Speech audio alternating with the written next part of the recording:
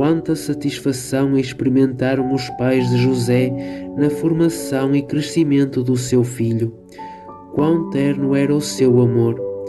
Contudo, como era diferente esta situação comparada com a dos pais do outro antigo patriarca José, que houvera sido vice-rei do Egito. Este último, como veremos, seria o modelo do nosso José, com algumas diferenças.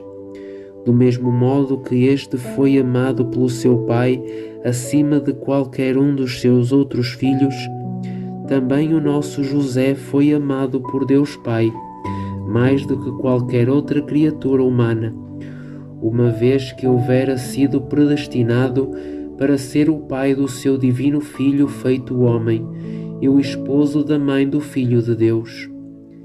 Enquanto que José do Egito foi cumulado de bens e altos cargos, o nosso José foi agraciado pelo Pai Celeste com a grande graça santificante.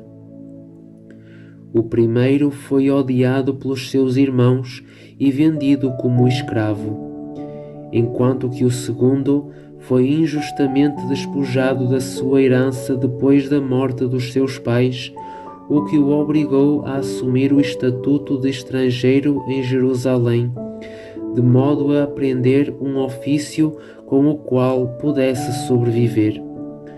José do Egito explicava o significado dos sonhos, enquanto que o nosso José tinha um anjo por companheiro que o instruía nos seus sonhos e o aconselhava como proceder para agradar a Deus e cumprir a sua vontade.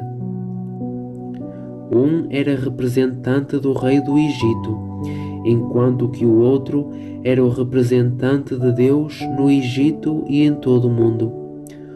Um permaneceu fiel ao seu senhor, uma vez que não tocou na sua esposa. O outro permaneceu fiel ao Espírito Santo, uma vez que deixou imaculada a sua esposa, e esposa dele mesmo, permanecendo, além do mais, o protetor da sua pureza. O primeiro armazenou as colheitas de trigo em benefício do povo do Egito.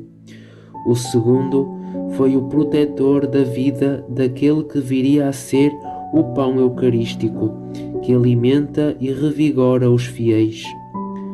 O primeiro foi uma fonte de satisfação para os seus pais e para todo o Egito. O segundo foi uma fonte de consolação para o Verbo Divino, que ajudou a alimentar por via do seu suor e trabalho, e para a mãe de Jesus em todas as suas deslocações.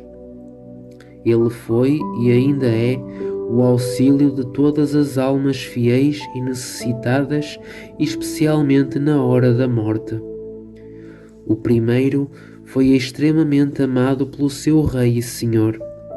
Contudo, o nosso José viria ainda a ser muito mais amado e favorecido por Deus, sendo como foi o seu representante na terra. Nenhum outro homem que tivesse vivido na terra se poderia comparar ao nosso José, pois nenhum outro foi assim tão favorecido e exaltado por Deus. Apenas Maria, a puríssima e santíssima esposa de José, foi mais sublime e mais beneficiada por Deus como Virgem Mãe do Verbo Divino.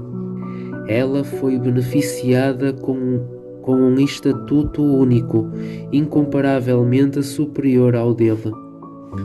O período da infância de José foi um tempo rico em grandes bênçãos para os seus pais, uma vez que, já em tão tenra idade, este rezava muito pelos pecadores, muito mais teria ele ainda implorado as bênçãos de Deus para os seus pais, ao que o Senhor, com certeza, prontamente o atendeu, uma vez que eles cresceram significativamente em virtude e em amor a Deus e ao próximo. Sempre que a mãe de José o levava para um local onde este pudesse ver o céu, o menino ficava extasiado e muito contente, a contemplar o firmamento. Ali fixava os seus olhos, mostrando que toda a sua alegria e felicidade advinham daquele local. Como a mãe observava este comportamento, muitas vezes procurava levá-lo a um local onde ele pudesse ter uma visão clara e abrangente do céu. Sempre que Raquel o via triste, procurava levá-lo a um destes locais para alegrar o seu espírito. Ela deixava que ele permanecesse assim durante algum tempo, para lhe proporcionar essa alegria.